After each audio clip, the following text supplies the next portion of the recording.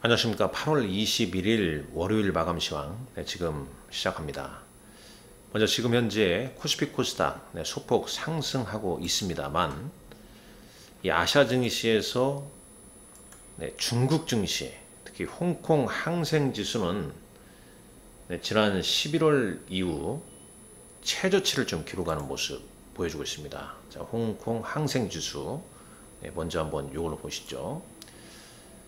최근 이제 조정의 빌미로 중국 부동산 위기 우려, 여기다가 미국 시장, 특히 이번 주 이 변곡점으로도 생각할 수 있는 엔비디아 실적과 파월 연준 의장의 잭슨홀 미팅에서의 연설, 특히 최근 이제 시장 좀 발목을 잡고 있는 부분, 이제 중국 증시라 이렇게 볼 수 있겠죠.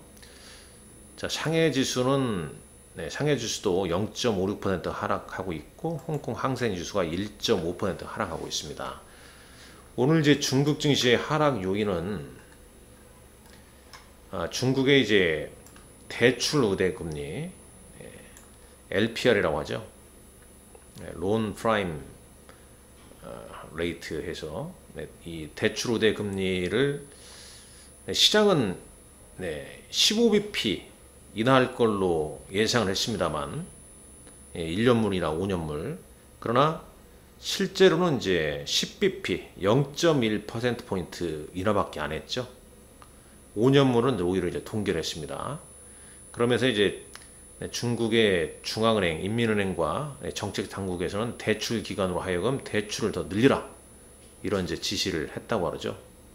이에 따라서 이제 경제 전망 우려가 여전히 제기되고 있는 가운데 중국 증시가 좀 하락을 좀 하고 있다, 이렇게 볼 수 있겠습니다. 다행히도 이제 국내 증시는 지금 상승을, 코스피는 지금 뭐 3시 살짝 지나고 있는데 요 정도 추세면 마이너스도 좀 될 수도 있겠죠. 자, 코스닥은 1.3% 상승 중에 있습니다. 이 코스닥 상승은 시총 코스닥 1위인 에코프로하고 에코프로 BM과 에코프로가 이들 종목이 이제 상승이 좀 크게 나오고 있는 거죠. 포스코 DX도 역시 마찬가지죠. 예. 자, 이런 종목군들이 좀 오르다 보니까, 시총 상위 종목군들이 오르다 보니까 코스닥은 상승 중에 있고요. 자, 거래소 같은 경우는 어떻습니까? 이 상승폭이 대부분 좀 주춤해지고 있죠. 삼성전자 강보합 정도 보이고 있습니다. 네이버 1.18, 포스코 퓨처엠 1.8, 상승폭이 상당히 좀 둔화된 모습 직접 확인할 수 있겠죠. 뭐 이런 모습은 왜 그럴까요? 뭐 시간이 지날수록 이 중국 우려감, 뭐 이런 부분이겠죠. 지금 잘 보시게 되면 이 거래소 같은 경우는 외국인 순매도가 계속 좀 늘어나고 있고, 지수도 1시 좀 넘어서 또 밀리는 모습을 직접 확인할 수 있겠습니다. 코스닥 지수도 역시 1시 이후부터 상승폭이 좀 둔화되고 있는 모습 직접 확인할 수 있겠죠. 그만큼 이제 모멘텀이 좀 부재되어 있다, 이렇게 볼 수 있겠습니다. 물론 그럼에도 불구하고 뭐 시장의 두 가지 축, 2차전지, 특히 이제 에코프로 BM, 그 다음에 이른바 엔비디아 관련 수혜주, HWBM 관련주, 뭐 한미반도체를 비롯해서 이런 종목군들이 뭐 잘 어느 정도로 좀 유지하고 있지만 투자 심리는 상당히 좀 위축되어 있는 거죠. 그러다 보니 오늘 코스닥 같은 경우는 또 이제 뭐 새로운 또 테마를 시장에서 좀 형성하면서 급등을 시키기도 합니다. 이른바 뭐 맥신 관련주라. 그래서 저도 한번 찾아봤어요. 도대체 맥신 관련주가 뭐냐? 신소재, 그러니까 뭐 초전도체 이후에 신소재 관련 뭐 테마 띄우기에 좀 나서 있다는 거죠. 이런 종목군으로 이미 인지됐을 때 이미 급등해 있지 않습니까? 그래서 거의 오늘 보게 되면 지금 맥신이라는 단어가 상당히 좀 많이 부각이 좀 되고 있습니다. 뭐 맥신 이렇게 다 뜨죠, 이렇게요.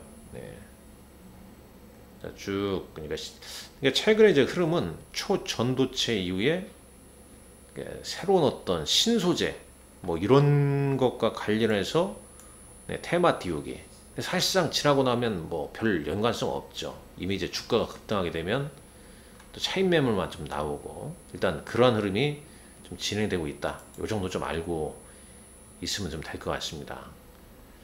아울러서 중국의 또 경제 위기 우려에 화장품이나 면세점 관련 유동을 좀 주춤하고 있죠. 뭐 장중에 오르게 되겠습니다만, 다만 8월 30일 7월 관광 통계에서 실제 얼마나 이제 관광, 특히 중국의 단체 관광 허용 이후에 얼마나 좀 개선된지 그 숫자가 의미 있게 나온다면 화장품이나 면세 등의 핵심 관련, 핵심주죠. 그냥 이것저것 뭐 다 포함되는 게 아니라 그런 종목 같은 경우는 좀 의미 있는 좀 흐름을 볼 수 있다.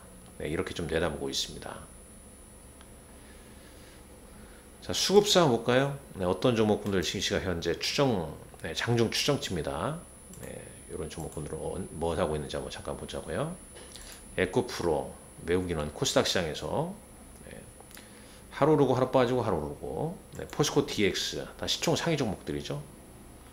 자, 셀트리온 헬스케어는 오늘 하락을 보이고 있습니다. 2.8%.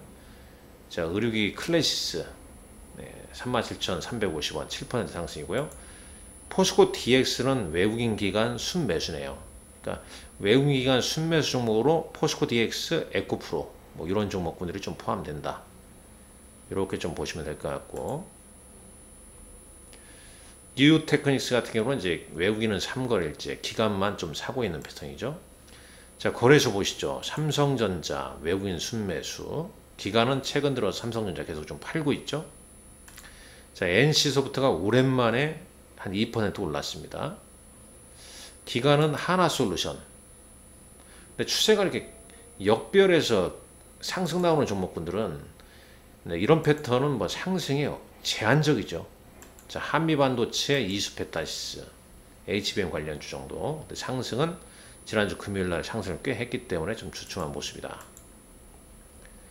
반면 이제 순매도 종목으로는 이천지가 많이 포함되어 있습니다. 포스코 퓨처엠. 자, 거래소는 오늘 이제 유가증권 시장에 상장한 넥스틸, 그다음에 삼성전자 기관들 순매도, 셀트리온 순매도가 좀 이어지고 있는 모습이죠. 전반적으로 뭐 장이 어지럽습니다. 네, 중국발 우려. 네, 특히 최근에 뭐 홍콩 항생지수, 중국 상해지수 보면 대략 이 중국의 흐름을 우리가 눈여겨볼 수 있는 거고, 자, 이 시각 현재 미국의 주요 선물 지수도 그다지죠. 예, 지금 뭐 최근 하락했다가 살짝 반등 한번 나오고 이런 모습이기 때문에 바닥을 지금 뭐 완전히 쳤다 이렇게 보기가 좀 어려운 흐름이란 거죠. 계속 이 돌다리를 좀 두들겨가는 그런 전략. 이 개별 종목, 뭐 새로운 테마 이런 거 대응하기도 상당히 좀 껄끄러운 장입니다. 이런 장에서는 이제 보유 종목 관리에 좀 최우선적으로 대응하는 게 가장 좋다. 또 기회는 또 오는 거 아니겠습니까? 이런 예를 들어서 뭐 팬데믹이랄지, 뭐 9.11 테러, 리만 브라 사태, 뭐 어느 정도 이건 거의 뭐 예상하지 못했던 게 갑자기 나왔을 때 였지 않습니까? 물론 이제 리만 브라더스 사태 같은 경우는 이제 서브프라임 모기지론 어느 정도 이제 힌트를 좀 제공했지만 급작스럽게 나왔던 거 아니겠습니까? 근데 최근에 이제 불거지고 있는 중국의 어떤 부동산 위기, 과연 이건 예상치 못한 악재인가? 아니면 알려진 악재에서 좀 더 심화된 악재인가? 그리고 공교롭게도 주가 조정기에 또 나오는 악재이기 때문에 우리가 이걸 이런 흐름을 기회로 삼아야 할 것인지, 아니면 더 좀 지켜보면서 좀 냉철하게 판단을 좀 해야 할 것인지, 이번 주 좀 중요한 구간이라고 좀 보여집니다. 슬기롭게 잘 좀 헤쳐나가시란 말씀 드리도록 하겠습니다. 감사합니다.